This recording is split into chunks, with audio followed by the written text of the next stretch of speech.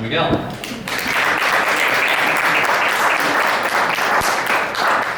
Hi guys, thank you so much Alfredo for the invite and the introduction. I own Driven Performance, and like Alfredo says, it is a very different kind of gym. We specialize in fitness transformations. We have had tremendous success with people that need to lose 40, 60, 80, 100, 120 pounds. Obviously it takes time, it doesn't come overnight. We believe in sustainable approaches rather than crash diets. But I'm not here to talk about my business. I feel that I need to give you a little bit more context as to who I am and what my path has looked like. I am here to maybe share with you a little bit of what I've been through, my good and the good and the bad, what I've learned through my mistakes and what I've done right, and hopefully a tiny bit of that can prove useful for you. Just to give you a little bit of context, I do come from Mexico. I was born in a very much middle class family. My dad came from a very poor family, so he grew up firmly believing that education was the way out of poverty. And that was great, you know. He really worked very hard all his life to try and give us the best that he could afford. I had the entrepreneurial bug since very early on. I think I was 6 years old when I had my lemonade stand, and it did really good for itself, especially for a guy. You're not as cute as a little girl, so it did really good. Then by the time I was 10 or 11, I figured out that I could make a lot more money if I hired my little brother and my little cousin, and I filled up coolers with ice and bottles of water and cans of pop, and I had them walk around the neighborhood knocking on the doors, selling them. Once they sold them all, they'd come to the house, they'd give me the money, I'd give them a cut and a little bit more money so they could go back to the grocery store and buy some more and keep doing it. But my dad really drove home the point of just the importance of education. So I went through all of that. I went through the school system. I went to university for finance and accounting, and I enjoyed it. I am not like one of those examples that you may hear where, oh, I was a really bad student, so this is what I did. No, I was really good at school. I liked the thrill of acing a test without having done any of the homework or anything like that. My teachers didn't like me very much sometimes, but I did good when it came to that. When I was 16, my dad and I were in a very bad car accident, and my dad ended up in the hospital, intensive care for like 3 months. The doctors didn't know if he was going to be able to walk or speak again. So that period of time, it was very weird. I went from being a very slim, very active teenager to putting on 80 pounds. One thing led to another. How I felt about myself was just not ideal, and I recognized that. Years passed, I got a job, I got through university, I got a job and everything. Halfway through it, I decide I am going to come and give Canada a try, just because. I remember looking up online, trying to figure out where to come, and my options were Montreal or Vancouver. And I Googled pros and cons of living in And when I looked at Montreal and it said like minus 35 degrees in the winter, I was like, what? That's ridiculous. I remember thinking, that's wrong. There's no way. I was like, water freezes at 0, man. How can it be minus 30? So I was like, no, that must be wrong. So I went to Montreal. I was in for a good surprise. Anyways, when I got there, I landed into Canada with my return ticket for 6 months down the road and $150 to my name. Mexico is a very different world than here when you live and work there. The amount of money that you can produce is very different. So anyways, I arrived here and I start, literally the next day, I went and I found the cheapest place that I could find for rent on the newspaper was $150, 10 by 10 room. It was a single bed, and right in the same, there was no other room, no separate, no wall to divide the toilet and the sink. That was it, and a little kitchenette that you could just plug in. Anyways, so out of my 150, that was October 15, 2005. The guy says, well, the room rent's 150, so you can give me 75 and you can live here for 2 weeks. On the first, you better give me 150 or you're out. It's like, done. Give me 75, I kept 75 for myself. I headed out and started knocking on doors, asking if they had any kind of work that I could take. And the reason why I'm sharing this, again, for all of those of you that are students, or those of you that want to be entrepreneurs, I'm just trying to give you an idea of what it may take. You know, and hopefully that's something that you're prepared for. If not, you'll get a really good wake-up call. You know, it was a matter of, okay, so out of those $75 that I had, 40 went to buy the pass for the bus so that I could actually come and get to the place where they finally gave me work. I was making cardboard boxes. $7 an hour. They offered me up to 16 hours a day, and I said, I want 16 hours a day. So I took them all. It was great, but they were going to pay me 2 weeks after having worked there for 2 weeks. So that didn't solve the fact that I had $40 to my name and 2 weeks to continue to work to hopefully make some money. So I did the math and I calculated if I bought the cheapest kind of bread from the grocery store and I bought meatloaf, the cheapest, grossest, I wouldn't touch it today with a 10-foot pole, and cheese, very processed cheese. Wasn't even probably cheese anymore. I could ration it all, and I could have bread, meatloaf, cheese, bread, and I could have 2 of those per day. No mayo, no tomato, lettuce, no BLT here. Like, I could have 2 of those per day, and it was going to last me for 2 weeks. And I figured as long as I can make it last for 2 weeks, I'm good. But guess what? That was the rest of my money. When it came to, one thing is being tight on money and having a place to live, like with spoons, with cups, with toilet paper. And a very different thing is spending everything that you had on the food that you're going to need to survive the next 2 weeks. So I'm not even embarrassed, I'm proud of this shit. You know what? I went to the mall and I stole toilet paper. I rolled as much as I could fit into my pockets. And I stuffed my pockets, man. And then on a plastic bottle of Coke, I stole soap, hand soap from the bathroom. And that was my shampoo and my soap and my everything for 2 weeks. Fast forward to today, and many things have changed. I don't live in Montreal anymore. 3 years ago, I started Dream Performance. And it's actually going to be 3 years officially, 2 days from today, when I quit my job. Is that Dwayne back there? Dwayne, I used to work at Shaw Cable, and that was by far the best job that I've ever had in Canada. I was working there 9 to 5. It was very, very comfortable. You got to dress nice. It was air conditioned, no risk whatsoever. I lost my weight. I learned through a lot of trial and error. It took me 20 years. That was when I was 16 that I gained my weight.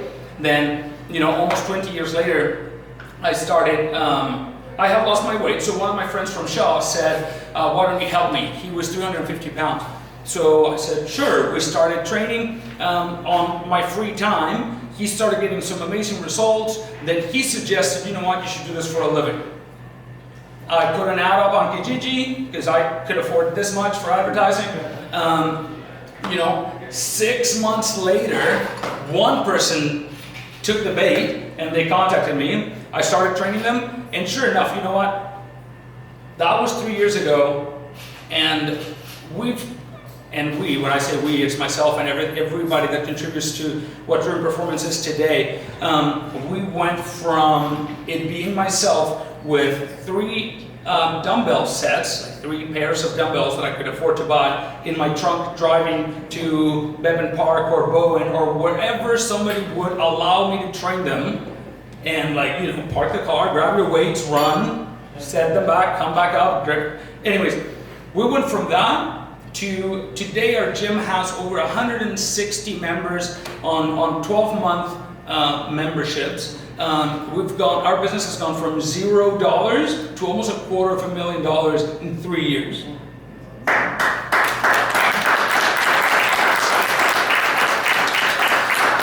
Now I can can tell you one thing, and unfortunately Jillian is not here anymore, but I can tell you one thing.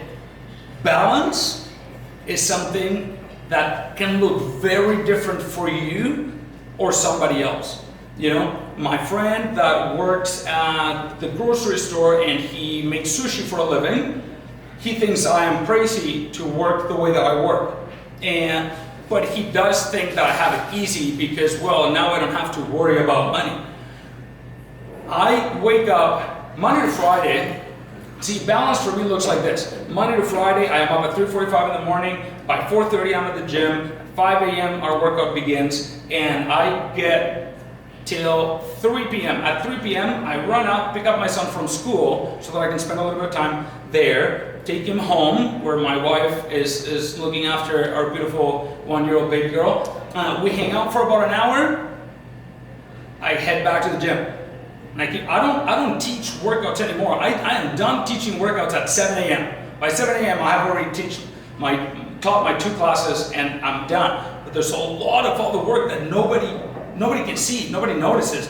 Whether you're just starting out or you have a business and you want to grow it, you need to understand that if what you want to do is grow that business to something that makes you, like if that's your goal to really grow it and be successful, you need to define it.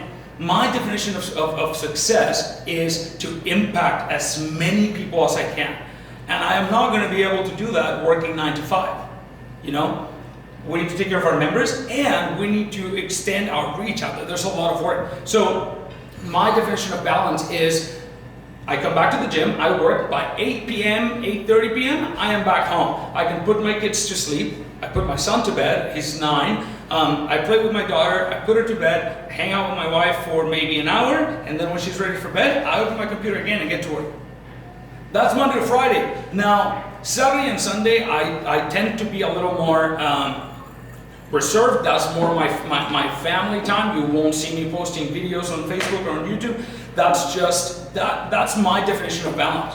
You know, for somebody else whose goal may be completely different, then maybe for you can get to work just 9 to 5, and then when you're done there, you can completely unplug. But there's a bit of a disconnect where people believe that they're going to be able to have these amazing businesses and that, you know, they're going to, all of a sudden it's going to be a comfortable living and you're going to be baller and rolling. And, man, like none of that. I guarantee that you know no one at all that considers themselves thoroughly successful, that have proven it, that have gotten there by half-assing their way through it.